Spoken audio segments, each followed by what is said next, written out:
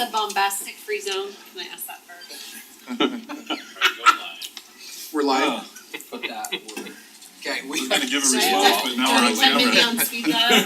Alright, so self-little reminder. I was gonna give you an appropriate response, but we're on camera now, so.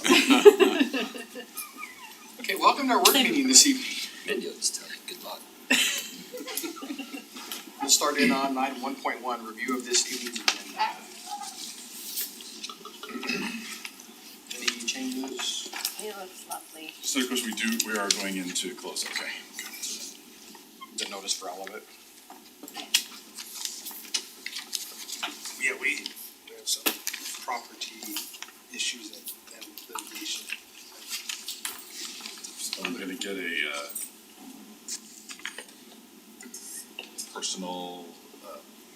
personnel update in that meeting as well. I wasn't planning on it unless you would. You said there were more details. Yeah, I mean, it's a personnel issue, we don't have it, I just wanted you to be aware of it happened. You wanna Okay, and then chat out. there was one of my questions, to those that are asked in a closed door session about potential, contract litigation issues. We're not noticing for that, so. Yeah, I think For closed property's on there, isn't it? We should have reasonable imminent litigation on there.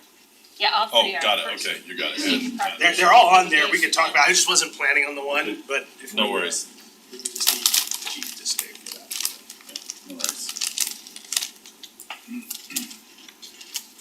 Okay, I know that we do have the one recognition tonight, the landscaper that did the CPR on. Oh, yeah. Oh, that's There's all your there coming. coming So it's actually his widow is coming tonight, cause he ended up passing away.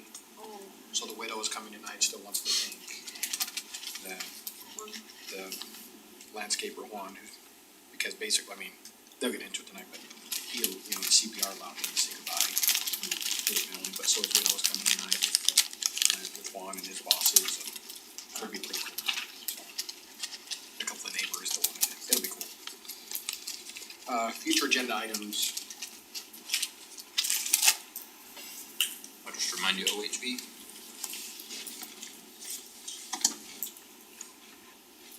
If we might, we'll bring that to a work session, is there something specific that you want us to have, or is it just a general discussion? Want suggestions on how we can push it forward, right? So if it doesn't belong in Friends of Harriman, then I think we want to push forward to that happening. I think it aligns with the gun range a little bit, because the problem that we're having is access. So, That's the thing, we need yeah, to we work can, with Dwayne's statewide group, right, towards gaining access, and part of that is, Yeah, connectivity to the county and things like that. so he's not just a local resident that wants to ride full, he's well, I don't know, the silence was that, let me talk. yeah, and I do think that's where it's kind of above Friends of Harriman, cause they can't get into that. totally. The law. There's nothing to operate, but we want to open up access to the adjoining property owners and open recreation to the general area, so. Okay, we just wanted to clarify what we were. I think Friends of Harriman needs to know we fully intend to have OHV alongside the trails that they're using out there, if they think that it's just gonna be pedestrian and horses, they need to understand. And I don't think that's not what I understood at all, they just, yeah, we can get into it when we talk about it. Yeah, and I think it goes back to what we talked about before, that if we're not having an active plan towards it, it will develop and things will not happen before we even ever have access. Somebody has to start the conversations with the entities where they make their own plans and we're not. It's gonna be a lot of private easements in the code. Cut off by private properties. Okay. Council discussion of future citizen recognitions. We talked today, Chief, about, I think Jose's we're gonna try to bring in all the Yeah, I'll set that up. ESA winners for all the recognition. Just have them come in one night, just, So he does a essay winner for each class, each fifth grade class. And we'll set that up so they come in. Well, I think in the future we'll try and do it twice, one after this. because he teaches twice. We'll do one in the fall and one, right before summer, or during summer. Don't have anything else right now. And that was the last day of graduation year. Okay, we're dare free. Did you sing the song? Today was a song day. 8 minutes of a song. Go and sing. Go and sing it the rest of the day too. Okay, 8 minutes. move on to item 2.1. I can't, I'm not gonna sing on camera. Okay, 2.1. I'm curious if maybe we should cover 2.3 first, is that? We do have, we have a person here for So, it. yeah. Okay, are we okay with that? Probably a good idea, or else they'll be sitting here for a long time. Okay, so Probably we'll move to do 2.3 then. You don't have to do a motion for that, right? It's fine, okay. Sorry, I should have. No, you're fine. Earlier. You're the chair. Yeah. Couldn't find you, Kyle. Wield that gavel. I'm gonna stand up for this one because I've been sitting down, or I'll be sitting down for a while longer. Okay, so this is a reimbursement agreement for the Axia development. Location is down off of Porter Rockwell, next to Rockwell Landing. This location is in between another neighboring property and an existing development. And the black line is showing the road that connects, generally where the road's gonna connect across properties. So to be eligible to be reimbursed, you have to have something that's being upsized or put in because of neighboring development. Also, it needs to be a master plan and impact fee facilities plan. And then lastly, there needs to be funds available to reimburse them. So I'm gonna go through each one of these items and show you how we got there. So this is the site plan, and then in the packet you had, I believe, these numbers on the side. The big point for these is 33,000. These are the costs for each one of the reimbursable items broken down. And the percentage comes from the impact fee facilities plan for transportation, and then the amounts. So this little section of road on the end, this lot here is going to be deeded to the city as a park and ride. And we've been chasing funds for that park and ride through Wasatch Front Regional Council for the last couple of years. We haven't gotten approved for it yet, but they keep telling us the area is not ready for it. But those funds are 5 years out. Whenever you get them, they're 5 years later. So I think within the next year or two, we'll be ready for this site with them. We'll keep applying, and it keeps scoring better and better every year. Anyway, so this piece, there's an impact fee eligible portion of this road that's 22%. But since it's fronting a piece of property we'll be developing, ultimately we're responsible to pay for the whole section of road. So what I'm proposing in this reimbursement agreement is we pay the 22% that's eligible right up front because the developer's gonna build this to access their site.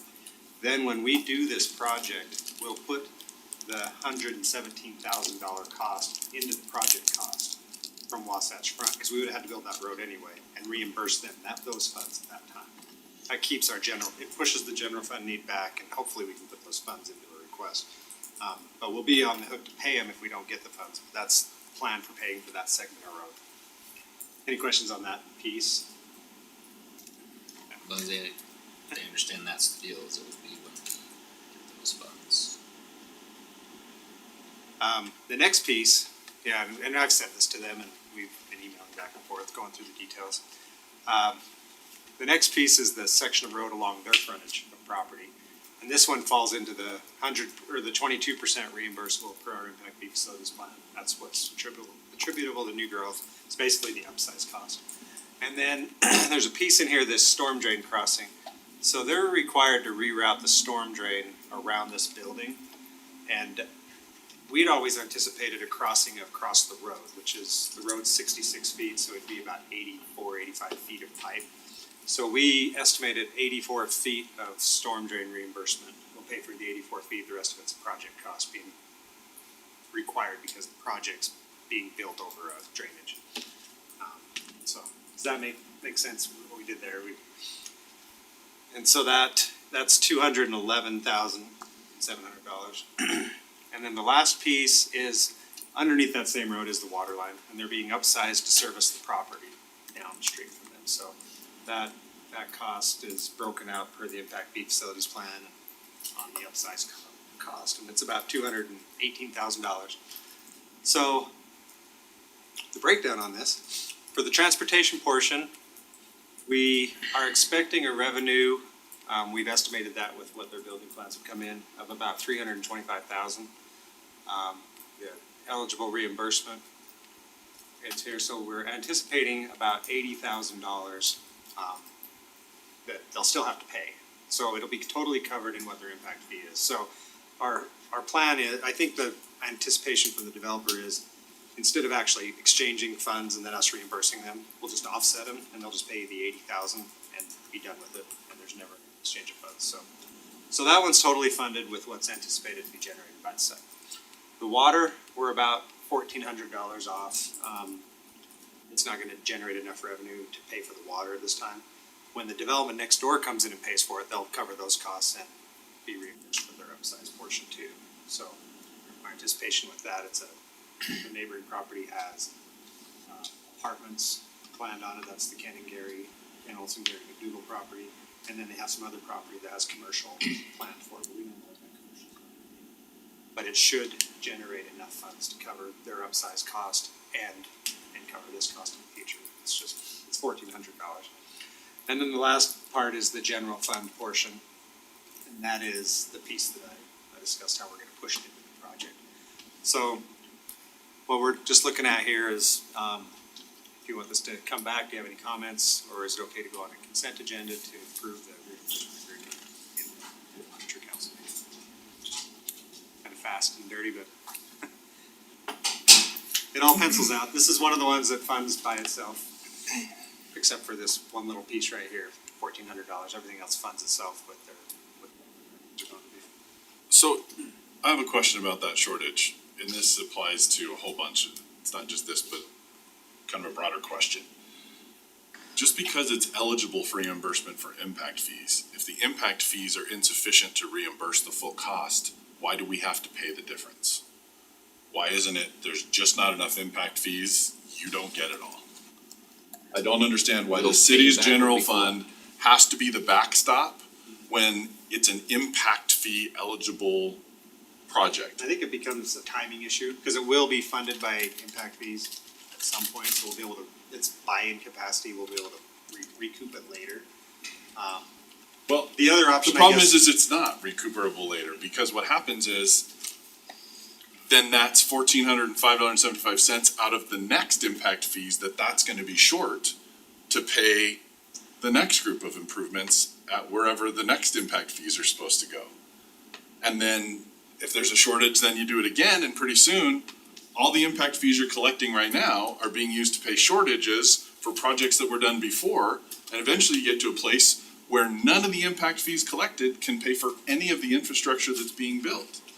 So when does it get to a point to where there's no funds being collected and we still have to reimburse it? That's where I have the problem is, when a project is eligible, does that mean it's mandatory that it be reimbursed with impact fees or city general funds? So I think there's a couple of answers and directions we could go with that. One of them is there's other funding options like PIDs and CDAs and things like that, which we're not looking at that on this one. And the other option is we could just have them put in the infrastructure just for their development, and then we could plan on coming back and building the other stuff later, which would hurt the general fund even more. So I think those are the only options I can see, because we all know impact fees aren't the perfect solution, PIDs aren't the perfect solution, there's some combination there. Impact fees are always hard because the timing is always difficult with them. They always come in after the infrastructure, and so someone's left holding the bag. The developer's not getting paid interest, the city's using general fund to supplant that shortage. So I think if, with the, looking at one discrete example like this, what stands out to me and maybe is kind of what you're asking is, if this is for this project and we're entering into a reimbursement agreement for this project, right, not other projects, it's this project, why are we agreeing to pay more than what we're collecting For this project. For this one, it's because we know that neighboring property is gonna bring in revenues, that are anticipated to be. in So have we done the companies. math for that one and we know there's going to be extra? Or are we going to be, we're starting in the hole on that one and we're gonna come up short again? We don't have enough info to do that math, because we don't know what they're developing.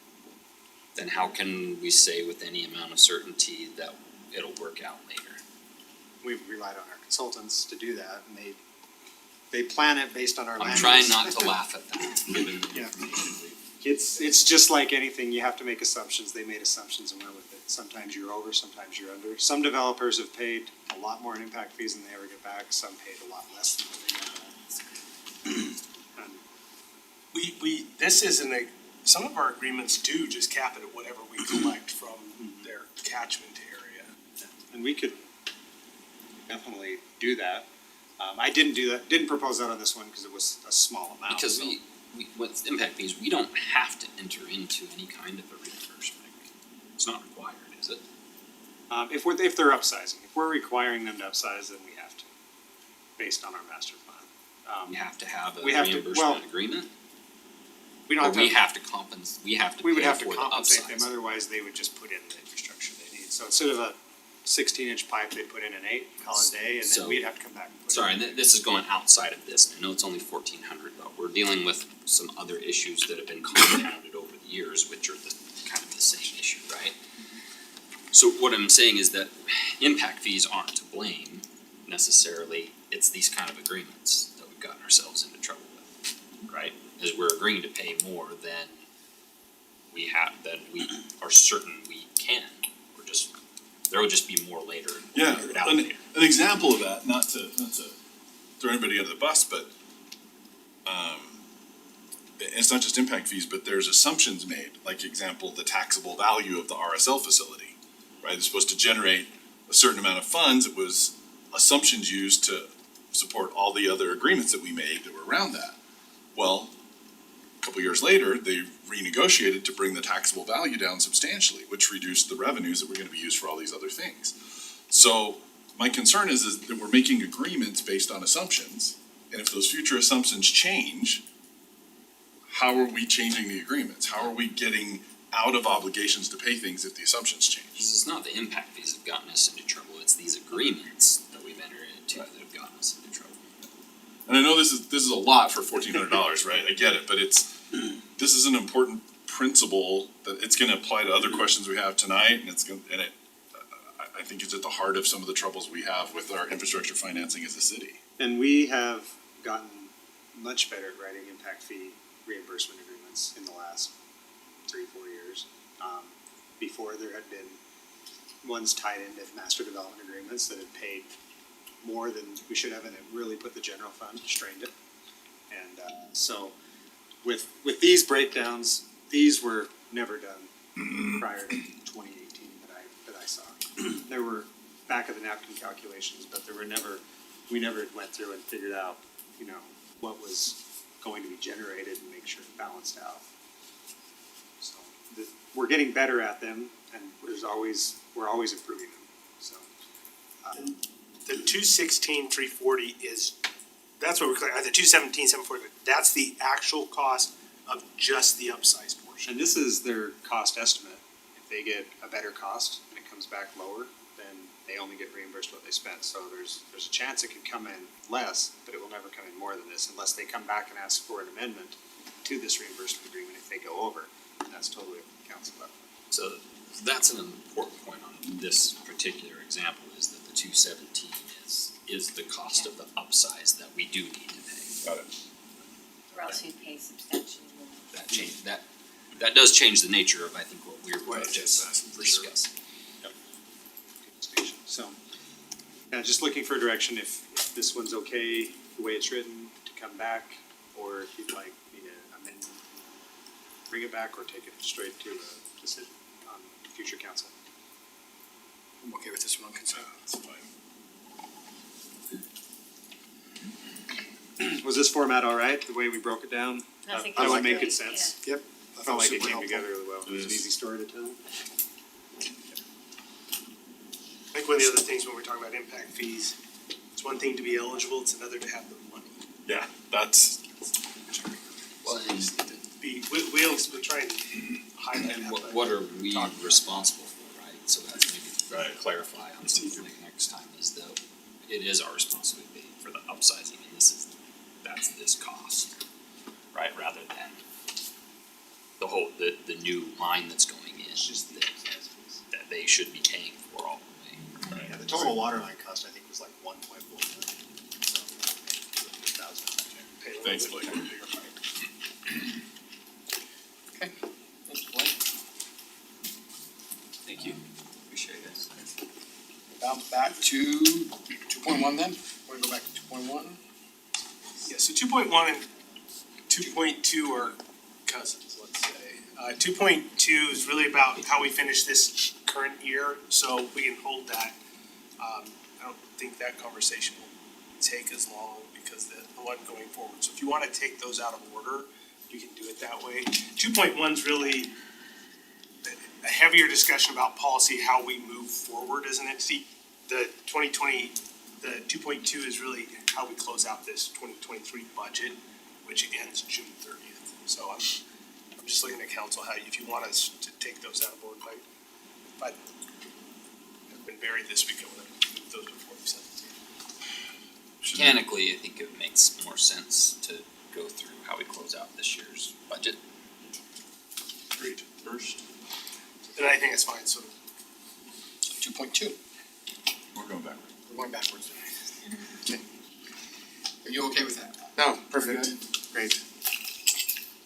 So as Nathan mentioned, this is the final budget amendments for 2023. So I wanted to walk through those with you.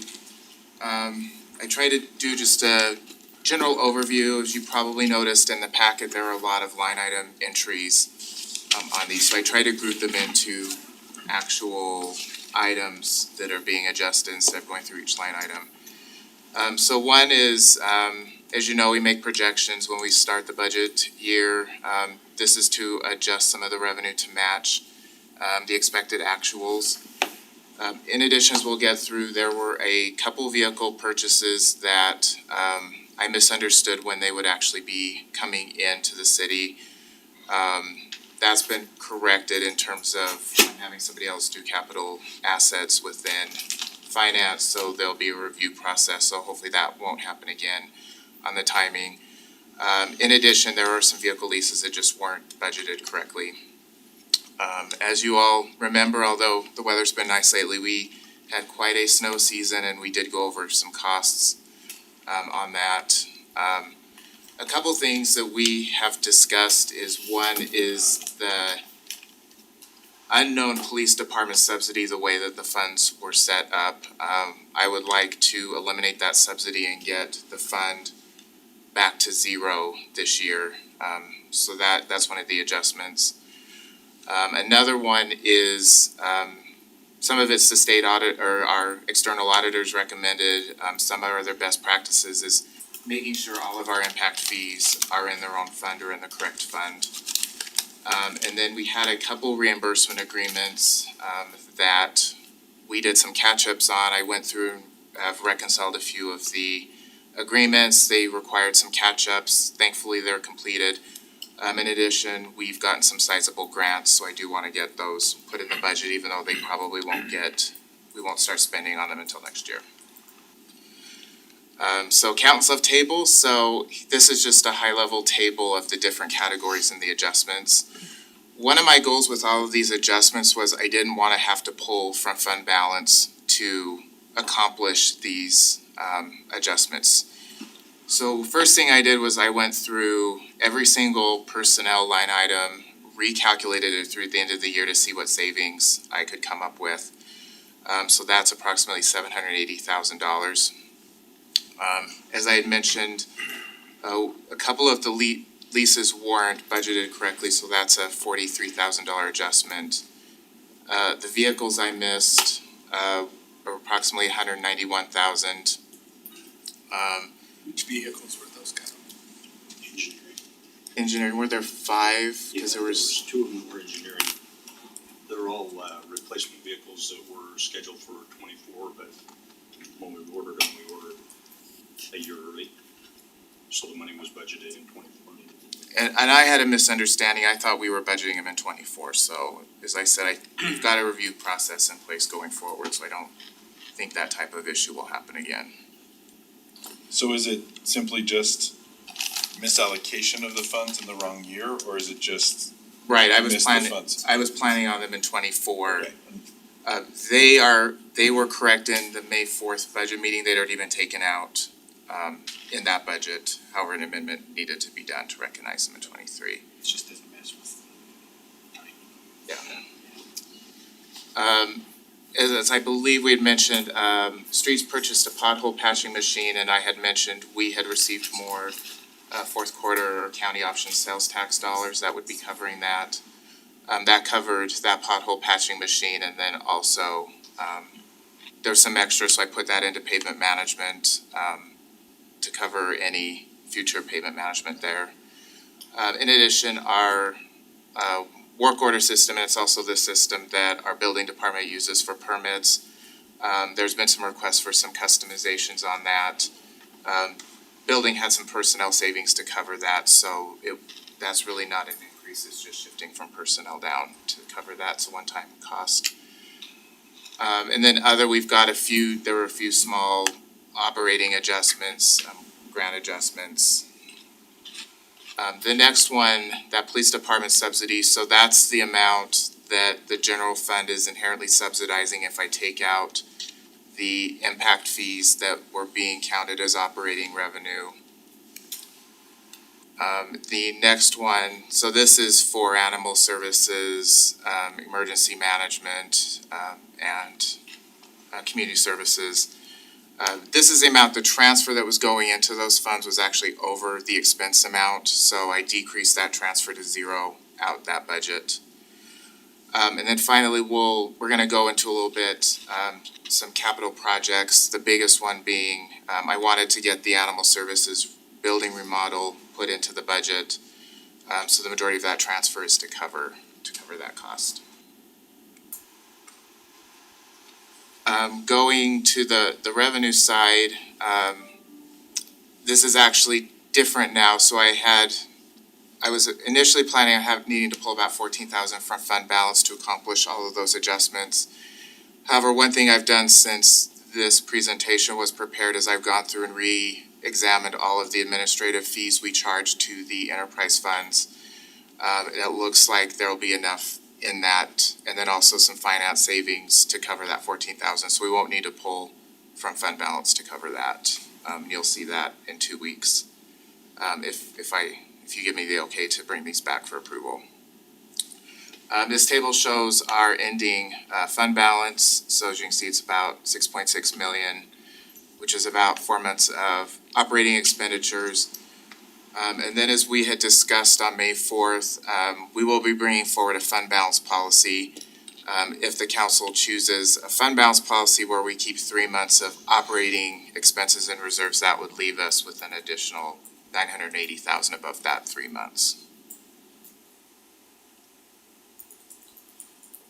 Looking at police, they didn't have a lot of adjustments.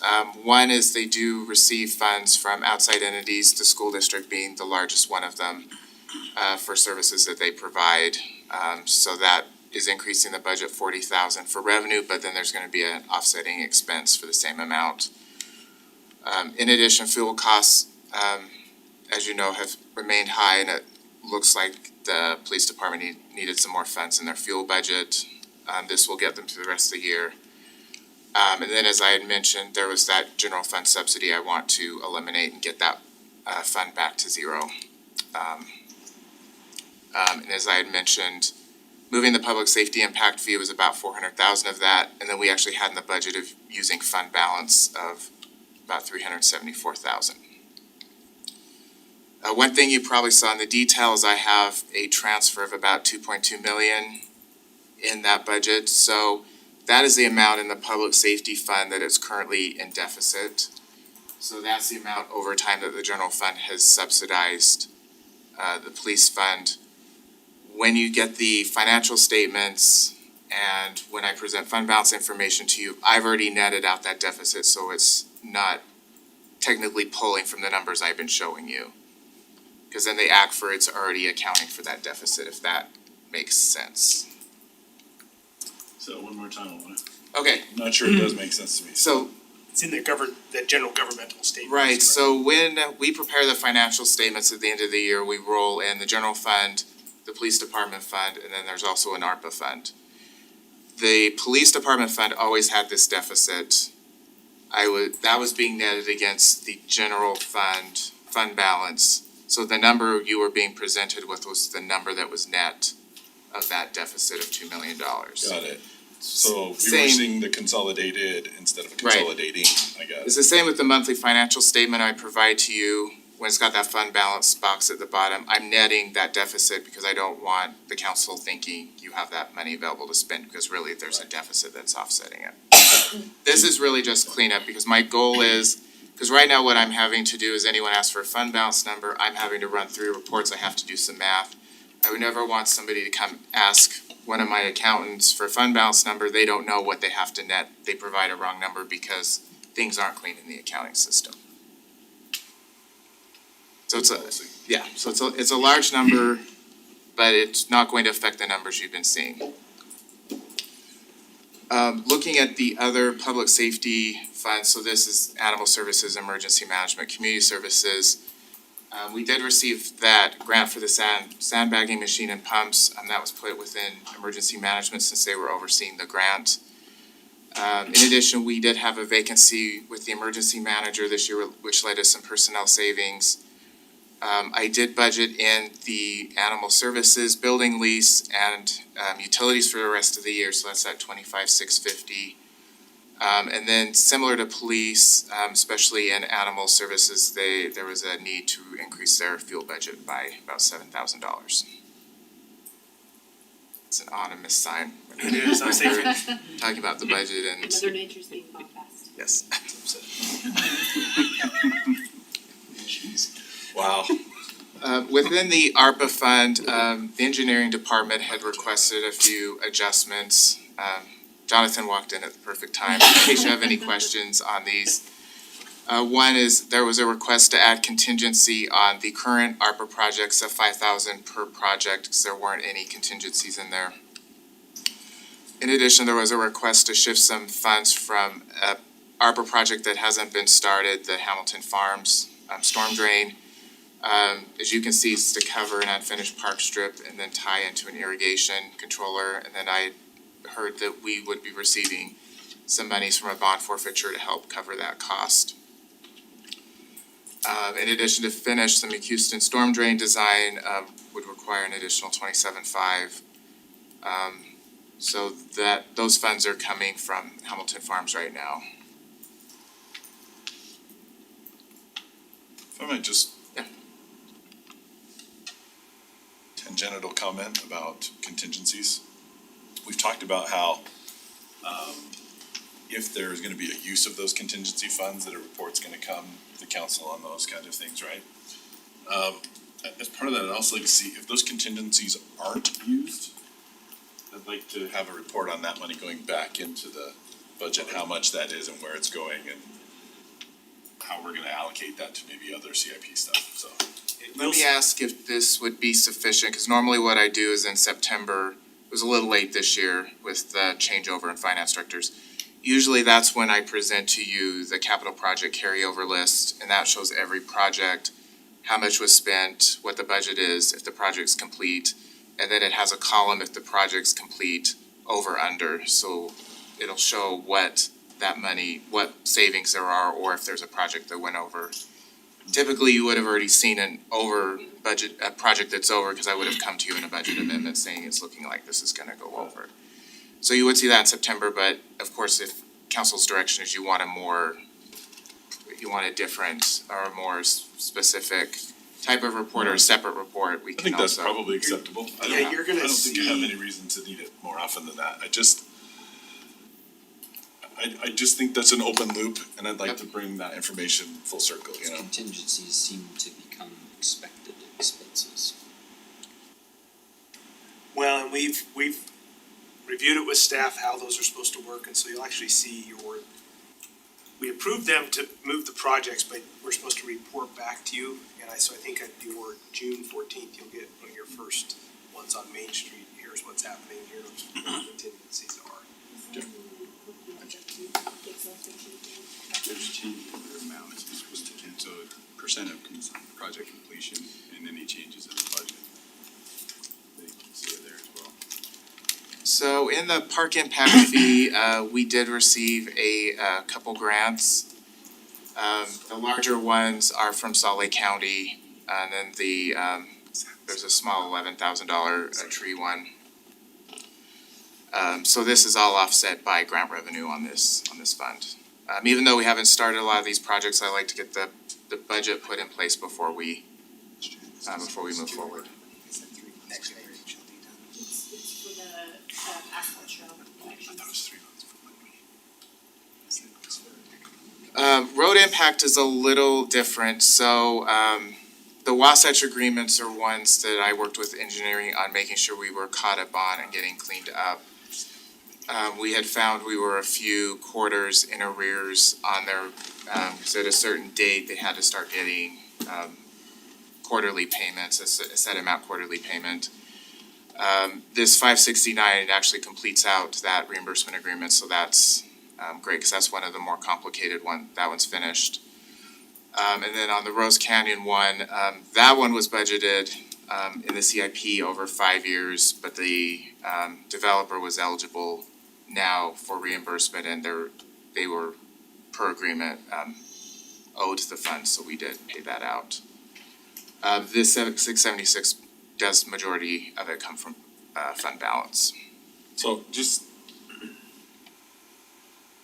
Again, I feel While like. he's thinking, let me just put a plug in really fast. We did have when we were down in Vegas, there was a development partner that was just thanking you, making sure that we knew that the way it is being handled now, they really appreciate it. You give them a thorough explanation of what's going on, they're getting their payments on time, and they understand what they're being paid for, so I'll pass that along to you. Thank you for doing such a professional job on that. Thank you. Sorry, Steve. So these are impact fee reimbursements coming from general fund. No, these are No, road impact these are in funds. the impact fee fund. Sorry, you said general. Oh, I apologize. No, it is impact fee. It's coming out of the impact fee fund balance, because if they were project, I don't know how much they generated. These were agreements from. And there, these, especially the Wasatch one is one of the older agreements too, so. I'm just gonna bring this to point, I don't think there's any resolution here, but this is a part of some of my broader concerns about the budgeting decisions we're making. So for example, there's an agreement to reimburse them for this that's planned out over 5 years. We're advancing 4 years of budgets now to pay them immediately for something.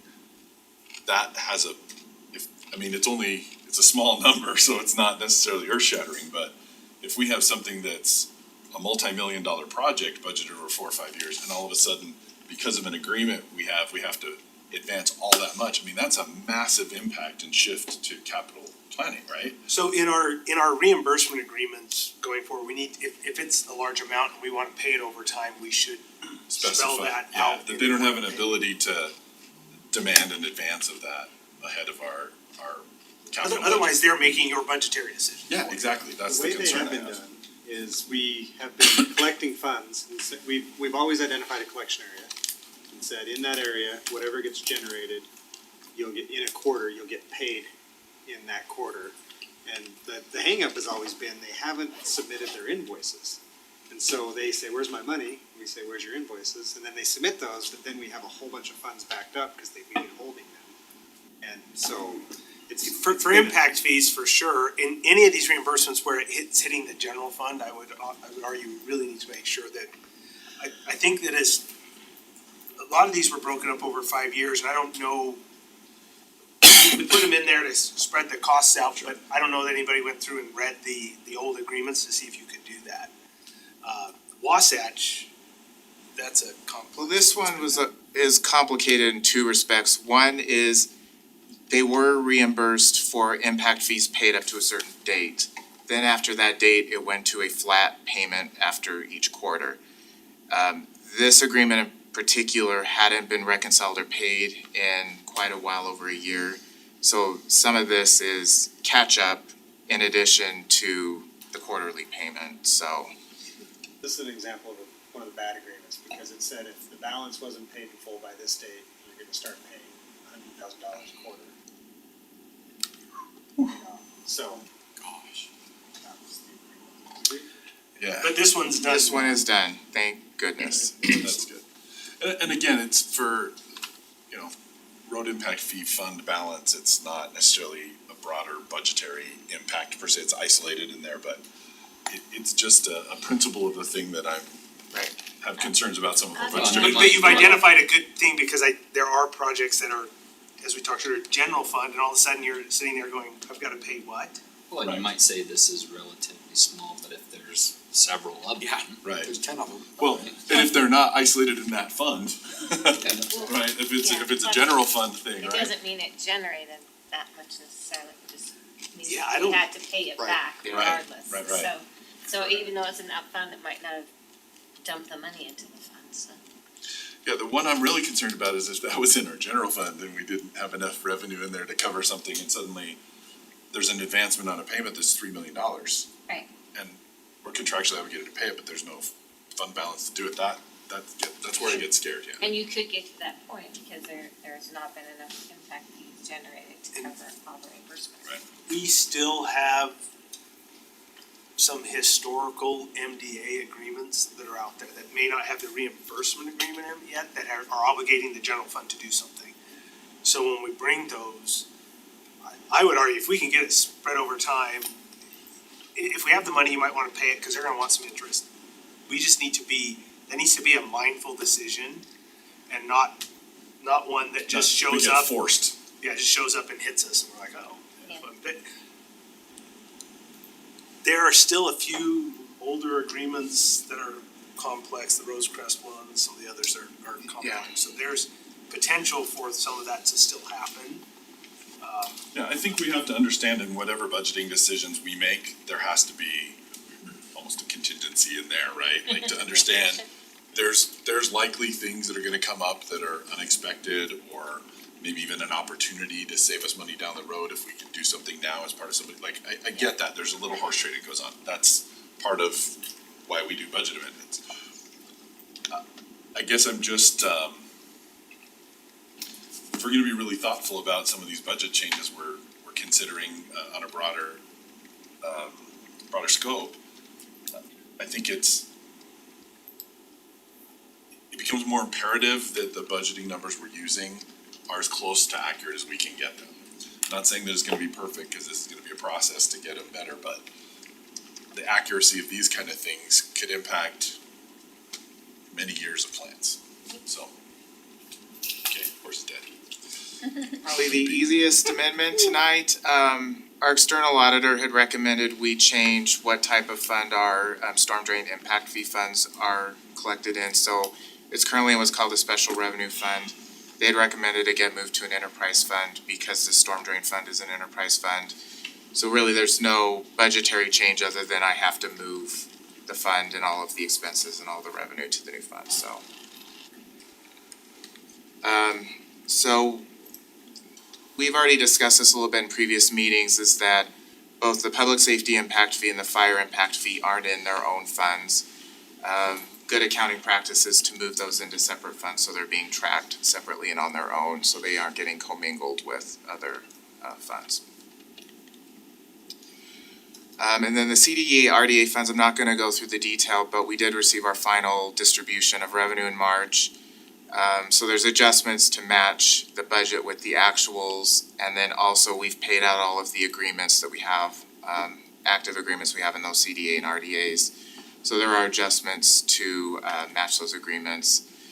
In addition, you'll see in the detail, especially in the anthem, there's a lot of different agreements going on. Instead of having them just in one line, I split them out into different lines, so it's more transparent. Now to capital projects, there's quite a few adjustments here, so we've received a small grant for park strips on Main Street. We received a reimbursement for an appraisal we had done. As I had mentioned, when we talked about the general fund, I wanted to get the budget for the building finished for animal services in here. We had entered into that SOW strata for work, so that is putting the budget in for that. In addition, we've received some reimbursements for Main Street widening from Ivory Homes and then the sewer district. In addition, we've been earning bond interest on our construction proceeds, so that's crediting that bond interest to the expense line item. And then another larger one is this Hidden Oaks backbone reimbursement. This is similar to the impact fee reimbursement we just had, where the developer had done the work and was due reimbursement per the agreement. And this is matching that expense up with when we paid it out versus when we had it budgeted. And this was the one for the school, correct? Is this the closing out the glee stuff that we were doing? And if we remember, there should be a bunch of money coming back to us at some point when they develop that pod just south of the school, because as soon as they pull a plat on that, they have to pay their anticipated cost of the portion of the road back to us.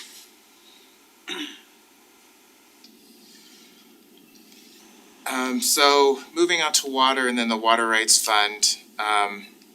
As we've mentioned previously, there were a number of positions in the water fund that were not budgeted correctly.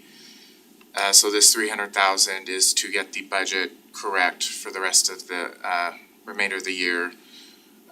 One of the vehicle purchases we mentioned earlier was for water. In addition, the bond interest expense, so the expense for our bond payments was budgeted incorrectly, so that is to correct that. And then on the water rights fund, it's a little easier, so we did receive payment on some land was purchased that was in that interfund loan that was done previously, so this is crediting that back to the water rights fund since that land has been paid off now. On the bond payment, how did? My 100,000. my guess is that the new bond, 2021, wasn't it? I don't believe that interest was either budgeted correctly or they just put in the first year of interest payment, which was small because it was only a part year. I don't have a concrete explanation, that's my guess looking at the numbers that I can see.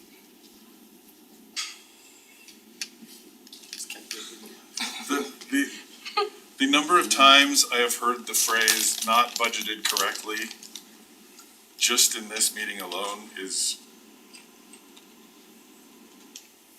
remarkable. No, the I last can one show of you where these the was, Excedrin's at. the last one of these was 107,000 and now this is 843.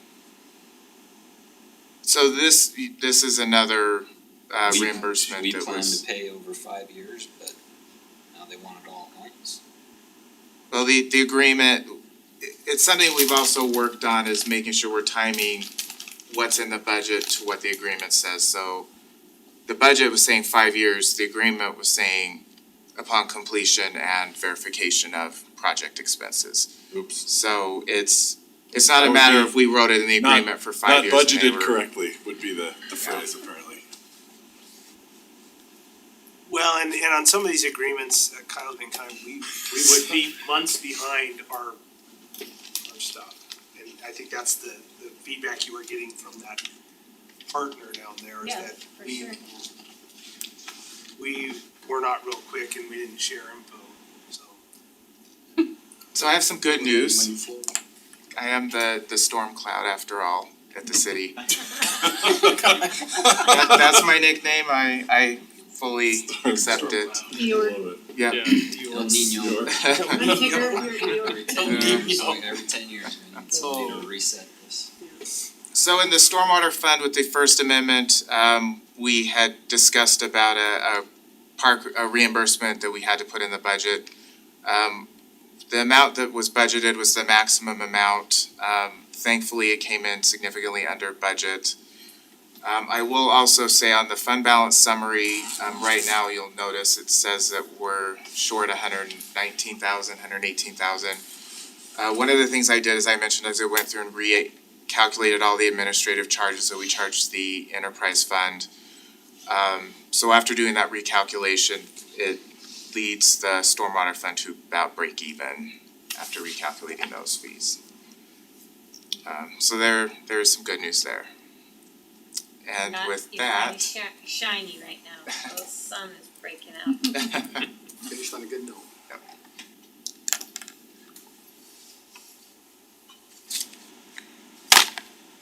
Cool. Thank you. Well, Thank you for being thorough. I was gonna say, the positive note is a lot of these changes get the budget in a structural place moving forward, especially eliminating those deficits. Getting the agreement squared away that we can. So there is some positive. I know there's a lot of negative information in that presentation. It's good to know now that what we know, cause then we can make responsible decisions moving forward rather than having misinformation and making judgments based on misinformation. So thank you. Irresponsible decisions. Yeah, so thank you very much for, Yeah, it's a Good painful data. process, but I think it's all good news, right? It's terrible, painful, impactful news, but it's getting us on more solid footing. and like I said, it was a very positive feedback that just a Thank you for calling this. drastic difference in the data that was received prior to now and the detail that you provided them with was very much appreciated and appreciated from us too, because it keeps everyone clear and on the same page. So Will good you job. forward your PowerPoint to us? Yeah. Go back and get slides. It's like thanking your doctor for a prostate exam. You got me in the laugh, I just kept it there.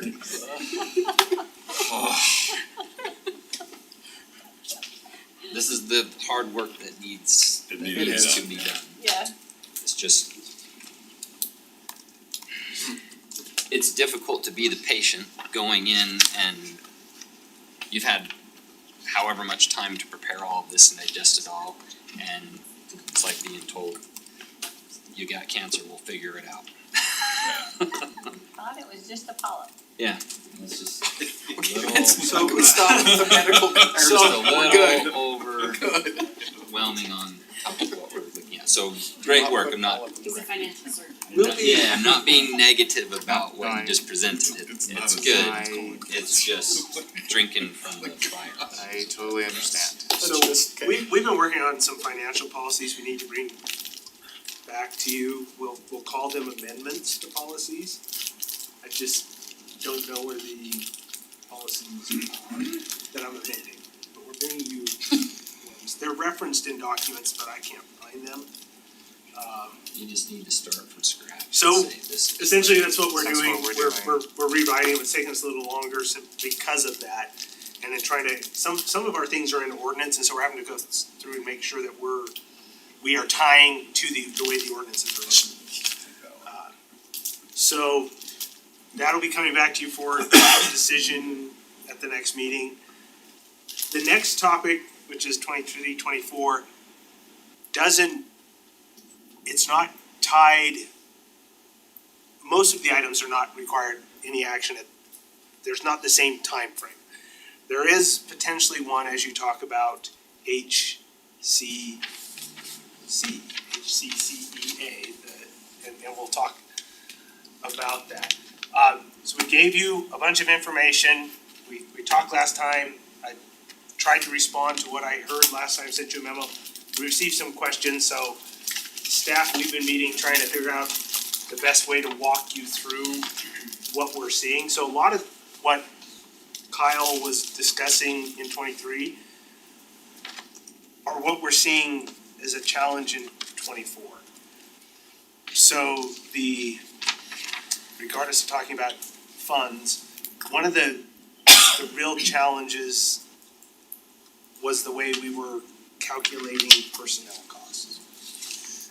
And when the personnel were in there, those costs were fine. There was one number we called burden, and it's a tough number when everything's rolled together, so we pulled that apart.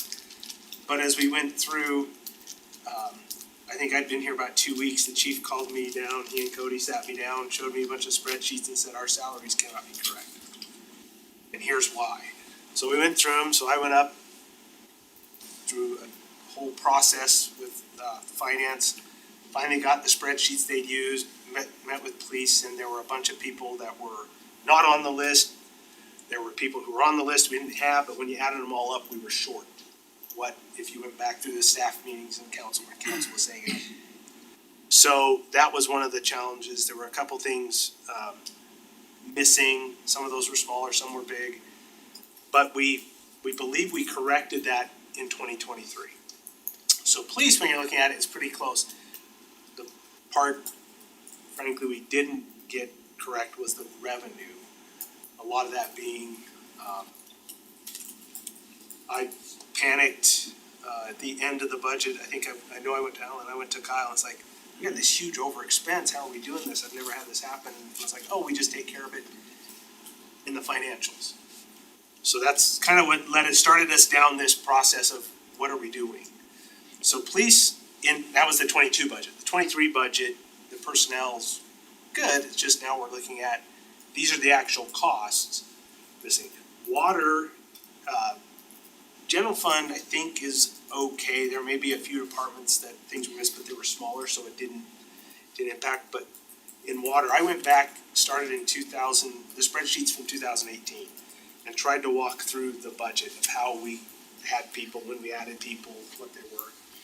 And as you walk through that, matching names, who's gone, with what they're thinking they're doing, becomes apparent that we start to drop people when who are either have left. So somebody left, their job's open, we're recruiting it at the time, they pulled down the number, well, they don't show up in payroll because they're not here, and they would add 3, but now you're missing 1. And then you go forward, and those same things, it's the same spreadsheet, just, hey, here's the 3 new ones, we're gonna add 3 more. But 1 was missing, and nobody went through to say how this was all, and in that one, there are no benefits budgeted for those employees. Some of that gets corrected in the following year as you're going through, and so just trying to build it back forensically, I guess, forensic spreadsheet analysis. We were missing people, and so in our new process, so that was all done by finance. It was, there wasn't a lot of opportunity for input from managers to look at the lists. My first year, we did look at the list, but it was sitting in this room. They'd flash it up on the screen and said, here's how we came to the personnel budgets. And for a small department, it was pretty easy. Okay, I know those 4 people are here. If you put up the police department and there's 50 some odd people on that list, I've got to count and see, are there all those people there, who's missing? So what we're doing now is we're sending that out early. Here's what we have. We're making sure that the managers, and we're gonna do, we did hire an analyst to help us. He is going to be capturing the number of allocations. So we have a number to verify it against that is accurate, that council controls that actual allocation number. Okay, here's what you have, so that we don't get into this mess again. So there's a bunch of policies in place, and we talk about that. But that's kind of this snowball that we started, whatever it is we started trying to pull it apart. It became apparent that's one of our biggest challenges. So as we go through here, what's inflation versus other? Inflation is a real thing, but those kinds of things are the bigger problem for us right now.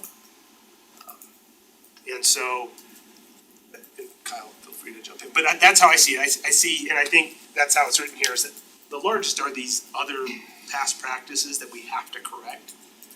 And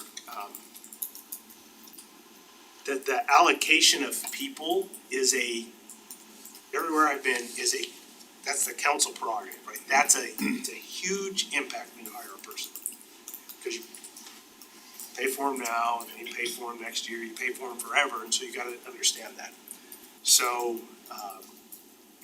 that's part of these policies that we're gonna bring back, so that it's very clear how that happens, who adds, how we add it.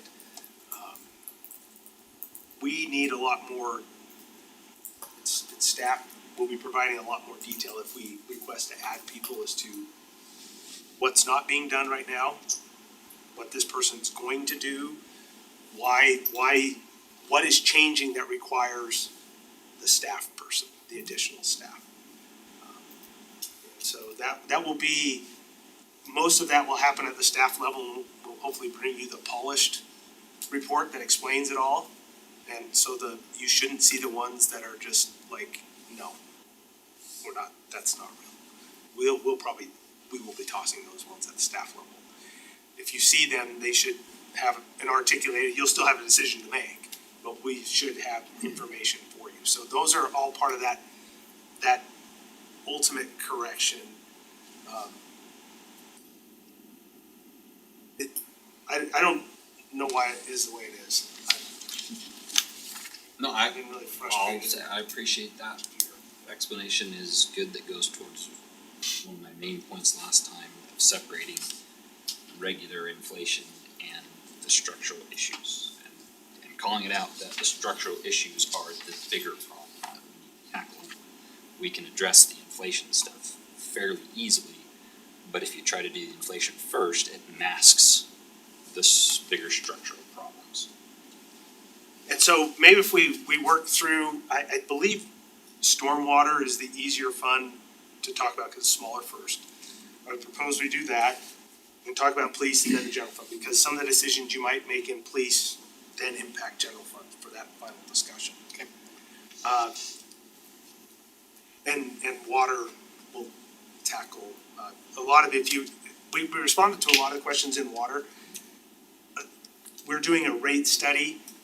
That information is supposed to come to you on June 14th. You'll get in a work meeting, we'll start to explain, and the consultant's coming to ask for some direction, some policy level direction from the council on how we as a city want to deal with some of these things. Capital, ongoing, not necessarily operations, but structure of rates, those kinds of questions that are, we're not asking you to set the rate, but what is going to be your philosophy on how we set those? Do you raise the top one really high and force people? So those are all questions. Those will come on the 14th. So I don't want to spend a ton of time on that because I don't have the information. And there'll be multiple meetings as we go through this rate discussion too. So we're not the same deadline on this. Correct. So we're working through immediately to deal with what's happening. So for water, while there was a mess up, it's coming out of their fund balance, and they're one of the real challenges in the study done in 2019, they did not include enough non-impact fee eligible capital money. It was all impact fee eligible. But we're in a system that's starting to age, and it's ours. So as that ages, you have to decide how you pay for it. I reviewed a draft of this one, and I appreciate what they've done is they've looked at our total cost. Given an average lifespan, we should be investing this and try to build a rate that captures that, as opposed to, hey, it's all new, we can borrow from it until we can't. Which is how you end up with a bunch of deferred maintenance in like LA, where they're on a 400-year water management plan, 450 years. Then just additional on the water rate study, staff was going to propose implementing any rate increase, or if you choose to go that route, at the end of the peak watering season, the summer watering season, so you're not throwing that bomb right in the middle of summer watering, so just as an FYI. So, but that'll become so that first part, they've done some analysis, they wanna get your philosophy on that, and they'll say it. So if we can, we'll just kind of set the water aside. We did answer some of the questions in here specifically on what happened. Stormwater is again another fund that we met this afternoon, and I shared some history, and I'm gonna look to Justin and JD who were here during that. So the question was, how did we not account for some of these mandates. I bel- Correct me if I'm wrong, but it was a purposeful decision at one point by the council to don't worry about them yet. And the capital cost, this fund was really designed just to handle operations. The capital piece in the report says there'll be some other funding source, which means general fund. We've used ARPA to cover some of the stuff that's hanging out there that would have been a general fund expense. But that's a one-time pot of money that's not gonna cover all of these changes. And we should point out that we'll likely get additional, I don't know, is that new one already out there, the new mandate? Yes, it won't be effective for a little while, but it has changed, yeah. So the EPA has changed again, so we'll have to go back and deal with E. coli in our, Yeah, it's Stormwater? hard to equal that. so. That confuses me because I swear that when the stormwater people were here doing the analysis and their study, they did include capital projects. We included some of the capital projects, but not the non-impact fee eligible portions of those capital projects.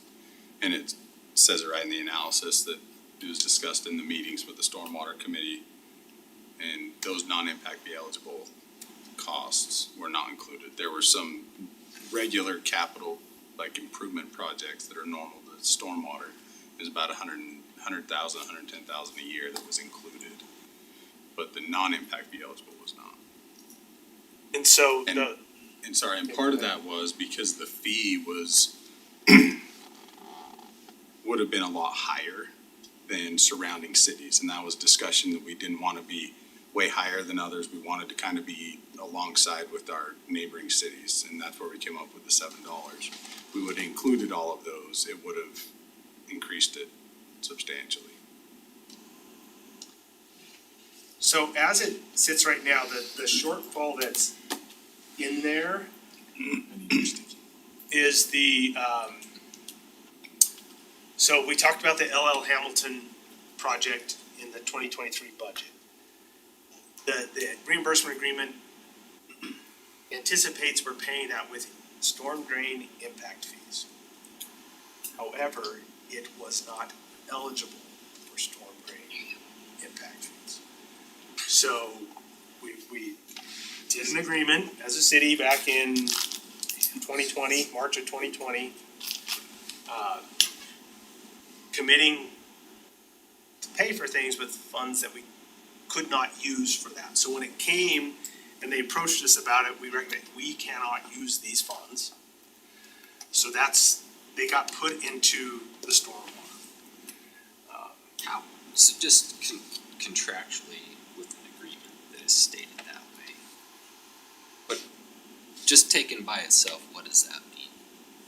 So That's- the agreement Let says, me ask we the will pay you back with these funds, but those funds are not eligible to pay you back with that, so what does that So mean? is anything void, can be anything we.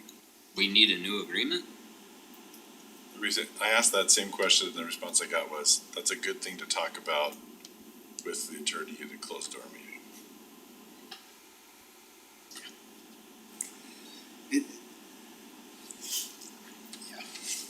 Okay, sorry. Keep that clear. Same questions that we are.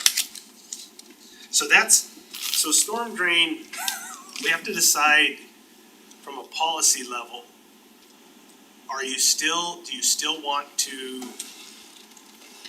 do you want to include some of the capital in there?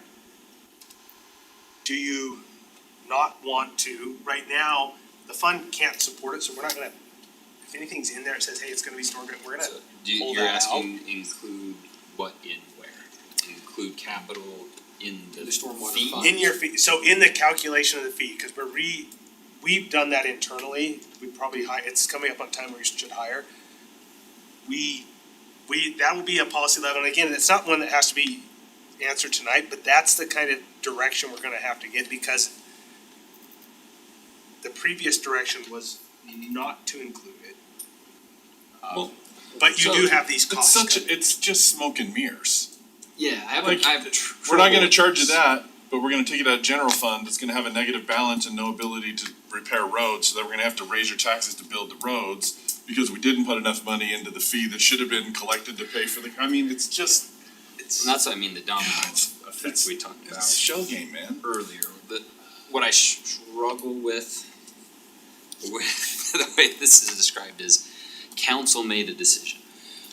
Now, I And think it was I'm the gonna- storm drain committee, I don't I'm know who gonna that pre- was. I'm I gonna- was on, I was on the storm drain I'm gonna committee, but I did not, preemptively, I definitely missed that, but we all had access yeah, to I wanna the say this information. preemptively as we go into these serious budget discussions from now through this time next year is really what we're doing with this.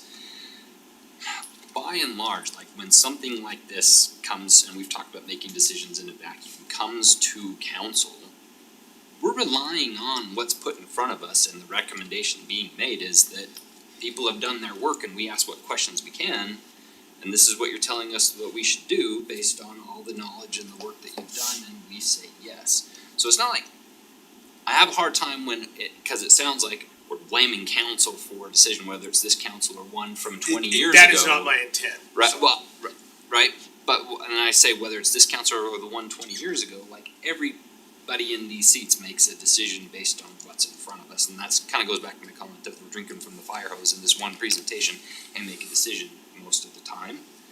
So, when it said there's a policy decision made on this, I mean, we're looking at each other going, I don't remember that discussion. I remember being told, this is what we should do. Right? So I appreciate this conversation and the level of detail that we're going through, right? And that's kind of why we're going to be asking more detail and pushing back.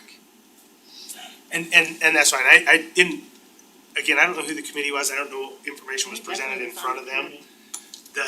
If you were to do all the capital, that number's probably so high, And- depending on how I far you think- feather it I think out. that's exactly, it was like if you plan in all the capital, then the number would have been, So there's So a there was portion of it, probably like I a said, there was decision a made. portion. sorry, it's been a few years ago, there was a decision made about here's what you could cover with this, here's what's reasonable. What's realistic to do in Yeah. that period of time It we're seemed I mean, talking. it's the difference between a $10 a month fee and a $70 a month fee or something Exactly, like that, because you're right? trying to plan for capital out for 40 years, do you need to do a $70 fee now? And if these are unfunded mandates that are open-ended, yeah, it's a mandate, but you have to just say you're gonna do it at some point, right? Then it's up to us to go back through and say, these are the things that really do need to be done. And here's what we're trying to do them. Yeah. These are the things they have mandates for, but they're not necessarily realistic for us to do. Yeah, and I think some of them are I think some of them were mandates, but they were so open-ended that we might not have to do them, there was no time frame on them or something like that. Well, that's some of the stuff that John was alluding to, is there are more that we knew were coming, but now they're coming. Got ya. So they will never back off. They've moved from someday to tomorrow. We're likely, whether it's sewer or stormwater, you are gonna Right. see more and more restrictions, even water.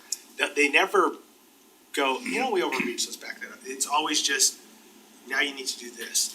And I think that was probably the decision made at the storm drain committee was here's the mandates, this will cover for what we know is now, but you probably have to increase it over time because then these others that are hanging out there will be coming. And you do have to have a plan to show how you're going to do them, Yeah, but there is no, There's nothing that says you have to do it tomorrow. You don't have Yeah. to do it 5 years from now. And So it's up to us, you have to. so right, my but- fear is you could do it tomorrow, But that- and in 5 years you'll have to redo it because they'll change the Right. rules again. Right, And so some that's of where it we have could to be- look to you guys and say, look, what's realistic, like what really needs to be done, yeah. right? Right, and some of it could be, are you collecting a fee high enough to pay for it all soon? Or are you collecting a fee that's enough to pay the debt service on something over 30 years, right? Then there's a lot to consider from all that, so. And because this is a flat fee, this is one where we talk about inflation, this is where your purchasing power over time gets eaten away. Because Yeah. while there's growth and there are more homes paying into it, every time we take a new street with the subdivision, we end up with who knows how many new storm drain facilities we have to maintain. And so as they do that, you start to see pressure, you need more staff because you have to do certain processes under the MS4 to make sure these are clean and functioning properly, you're not getting the. So this is one, as we're funding it currently, this is one where inflation has probably started to erode and will continue to erode, so you just have to be aware. Anything that has a flat fee or purely property tax, inflation has the ability to start eating into it. So then my question is that when we make policy like that, do we just build in an inflationary measure each year that you just know each year they go up an average 3% or something like that, or do we come back every 5 years and adjust it bigger? Well, it comes, in my view, especially with these rate studies, it comes back to every year you have to reevaluate the study versus actuals. Make adjustments as necessary so you're not getting hit with these huge increases. That's really where all of this drives back to. So every year we should be reevaluating each of Right. our rates to say, here's where and we haven't been doing that. And to be honest with you, very few cities actually do that, but that's the correct way to do it. And this Yeah. kind of fee is different than a tax and whatever, right? Sorta. And it's something that should be done. It's called something different. It's Yeah, called so something again- different. So again, the inflation thing, right? That's been brought up several times, can we just do something that's automatic for inflation? From my perspective, professionally and otherwise, it's terrible public policy. And there's kind of a couple main reasons for that. One is that inflation is something that happens over a long period of time, right? And you have it averages out to a certain number. If you try to do it each individual year, tons and tons of work, and some years it's zero, some years it might be negative. Do we ever adjust for the negative? Nope, we never do, we just always add more. So if it's an automatic increase every year, there's more money in the budget. And especially, sorry everyone, but especially with government budgets, but I'll say on a personal budget level, what I tell my clients is, how much should I save for this or that? I had this conversation with Lady today, how much should I save to get the rate? Like, well, your wages are gonna increase, right? So we have to build in that inflation. In fact, we need to save a percentage of your pay, not a dollar for that reason, right? But if that money is, because if you do a dollar amount and you get paid incrementally a little bit more, so in this case, you have an automatic inflation increase in the budget. What do you do with that increase? You spend it on the weekend, right, on the personal side. In a government budget, that money's in there, you've got more money, hire another person, spend more. Oh, now there's inflation, now we need to increase the rates again. Right, Yeah. so you end up with government bloat if there's just an automatic increase. There needs to be a systematic way to measure it, and it truly is an inflation adjustment over a period of time. If it's just an automatic every single year, inflation isn't like that every year. Well, I had this conversation with several people, I gave it to the fire department a week or so ago with the finance committee. If you look at the last 10 years, or even 12 years, 2012 to 2022, average inflation rate 2.57. That includes the 4% last year, 7% the year before. Guess what? The years prior to that, there were several years that were zero. Several years that were 1 and 2. That's why the average is 2.57 even after 2 bad years of inflation. So just building it in every year just puts more money in the budget that gets spent because it's there. And then when inflation really happens, like the last couple of years, now we need more. Right? Yeah, I guess I agree to some degree on that, but I serve on a board who does look at the rate every year, and on when there is no inflation or it's negative, it goes negative, you know what I mean, it's like our tax increase is way low, our tax rate goes down or things like that, so we do adjust just for that, so that we're passing on the true cost of what it is to serve. And so I don't know how much work that is, obviously you have to understand that's in your bandwidth, but somehow we have to make sure that we're not going in the hole all the time on these rates. Don, And I don't know we if do every need to have, 5 the years. inflation is real and we do need to make adjustments, but automatic every year is a disaster. But, so what you're describing is the proper way to. So the automatic versus it may be talking about, but automatic versus a purposeful review and Yeah. making a decision on a And regular and basis. are you suggesting that it's too much work to do that every year, or? No, I'm saying that it's terrible public policy to have an automatic inflation increase. Okay, Cause but- that's not what it is. Having a purposeful review on a regular basis is especially with a fee, is exactly what we should. No, I agree, and so do you have the bandwidth to do that? Cause I think it's set up like every 4 or 5 years now to review these things, and there's always studies and stuff. So like it's a difficult question, cause you don't know how much you're, right now, yes. Especially for stormwater, depending on how the water rates are structured. If we have a very complicated rate structure with a lot of different fees, that's a little more thing to work through. I will say one option is you can always have a consultant. Typically, it's cheaper to use the one that did the study to do a refresh. But right now, finance could handle doing the update as part of the normal budget process, especially where we're planning on starting the budget process very early in the season, so. I think part of the fee discussion should be, there's an administrative fee paid to the city for administering that fund, right? Yep. And if it's gonna take a lot more time, that fee should appropriately reimburse the city for the amount of time that it's taking to run Okay. that. So we need to be, that's gotta be part of the analysis too, is how much we're actually spending of city accounting time to do that. No, I agree 100%. Go back to your question, what was your question again? It's just it's a I'm just policy thing that will be coming to you on this one as we do this analysis. How much?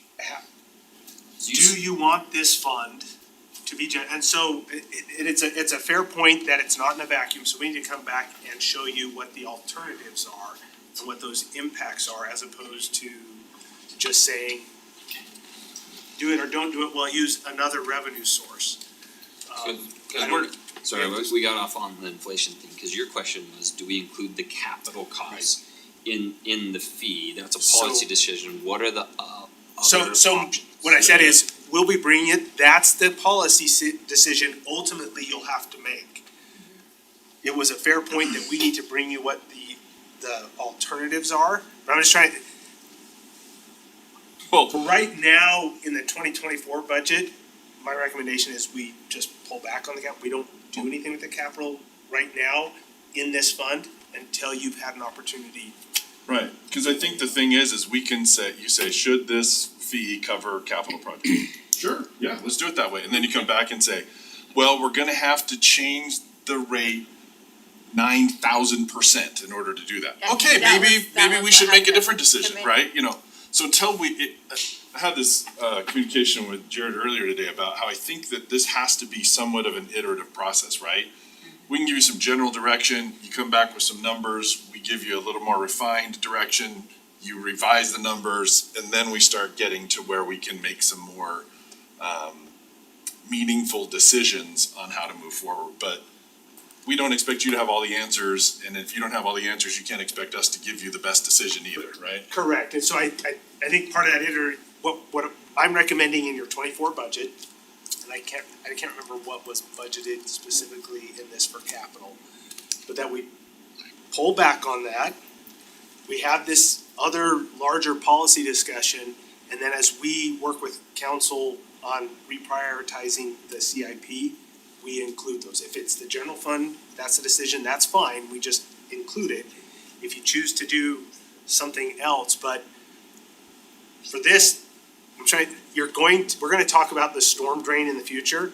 That's the ultimate policy question we need, but there's a whole lot that we need to understand. Again, we met this afternoon and talked about it, and I think they said the number last time was like $38 a month, which, that's not, that doesn't feel there is a feasible part where you look at it and say, okay, that's just not even gonna, it's a non-starter, And I think that was the conversation before, was like, well, here's a brand new fee to the citizens they've never had to absorb before. And if you come out with $38 and everybody around you is at 10, then is that reasonable, or is it more reasonable to say, as we move forward, here's how we incorporate those costs in, or how do we pay for those costs, do we bond and then increase it over a longer period of time, those kinds of things. You know, it's all, I'm just kind of visualizing this process is that it seems like we know there are mandates, right? And a lot of these are unfunded mandates of things that are going to happen. However, with no timeline on it or no mandate of when it needs to be completed, it's easier for us to keep just punting, right? And put it down. And what I think sometimes can happen is that we forget that those are potential liabilities at some point. And I kind of feel like there needs to be a list of unfunded, undated mandates so that as we're reviewing these decisions and making, we're not doing it in a vacuum, we're understanding, hey, we're gonna go from $7 to $11 or what, I'm just throwing out a number, right? But that only gets this much completed. There's all these other things we still need to address somehow, some way. Could be fee, could be general fund, could be increased tax revenues, could be, who knows, right? And again, if I may, what's realistic? This list of unfunded mandates that we expect to change again and again and again. I mean, the federal legislators like their pet projects and like to say that they did something about this for the sake of the environment, whatever, and no one ever really expects it to be done. Like we have to lean on you guys to say, of these things, these are things that we actually really need to do. Plan for, these others do get put on the shelf for those reasons, right? Like we need you to tell us that. Yeah, and the hard thing is they can change with every political cycle. Yeah. Well, that's what They're on the list, but they're at the bottom of the list. Because they don't wanna plan to do it, like you said, charge our citizens and do everything we think we're supposed to, and then have them come back and say, no, we want you to redo that again, because now there's this other new rule, right? I mean, Yeah. there needs I'm to gonna be. do that anyway, but you're right. And we ended up with the Having fee in the first fees in the place. tenure, so Right. you've allocated money in the 10-year plan for these projects. Yeah, so we're starting to put in the CIP these items. What you're talking about, we need a section in there, and it's already starting to be there, is this unfunded, so it's in probably in year 10 or something, it just sits out there, right? We know we have to do it, we Yeah, don't it's almost like know that we're when you look at going to the do regional it. transportation plan, they go, it's in phase 3 out here and there's no money allocated for it. It needs to be done at some point, but. It's on it's on the right. plan for 50 years from now, so we'll see what happens. Right. What We're maybe starting would to march help toward is that. maybe Please. say, here are the things Yeah. that we realistically need to plan for and do. And here's the ones that we can And punt. here's Just the like that. list, you know. And that's what we're working towards, ultimately, that list can get really long, but if it's not there, it's easy to forget it. Yeah. And the standards, at some point, they may come out and say, you have to come into compliance by these dates. Then we deal with it. When you're dealing with clean water though, you'll do it, and then they'll change the rules and you have to redo it. It's just the nature of that regulatory environment, and so, hopefully we don't get to a spot. There are much bigger fish to fry that have water issues than Harriman right now, but, we do need to have a plan, a realistic plan that starts to at least knock off the most egregious ones that we think are causing clean water issues. And we may not have any, we are a much newer city than a lot of the places that are dealing with this.